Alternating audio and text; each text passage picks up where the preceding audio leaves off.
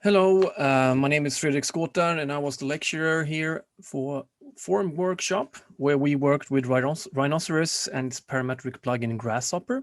So Grasshopper is a graphical-based algorithmic editor that builds a series of design stages and solutions depending on which inputs or parameters the user assigns it. So that means that Grasshopper can create patterns and structures that would not be possible or too time consuming to achieve by hand. And by hand, I mean with a mouse, like in a normal 3D modeling situation. We continuously seek geometrical solutions and talk about materials and possible ways for production and so forth. So it's important to note that the software alone is not our primary tool. Instead, it's our knowledge of geometry and sculpting. And here we can see a typical setup in Grasshopper where the capsules here create an algorithm, and in each capsule there is a preset script that controls the geometry. And here we can see Pantong's sketch for this semester. So based on experience, it is often our own motivation and project idea that are the driving forces for learning to use the software creatively.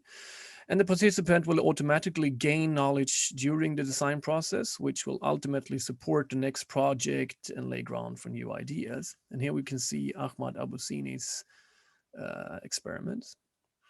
And Darakshar Noor has made some a shelf here, which is a work in progress. And Carl Breitling has experimented with shortest walk algorithms. And here we can see also Mahmoud Daoud's experiments, where you can see how the shapes are changing depending on the parameters. And the first part of the workshop offers an introduction to Grasshopper based on series of selected tutorials made by me. So you get an overview of the software. And here we can see Maria Windish's experiments with a cup with an interesting wavy shape on its surface. So, and the second part is where we focus on individual ideas. So where each participant work on their project, continuously supported by me, by the workshop leader. And here we can see Jude Ryatt's interesting facade with quite a complex set of wavy shapes on its on this structure, looking like this. Yes, and we also have a parametric bench made by Luciano Quinones. Ergonomically very nicely elaborated, and the bench can then be constructed like this in different sections. And this is also a typical hand-in for my course where you describe the algorithm.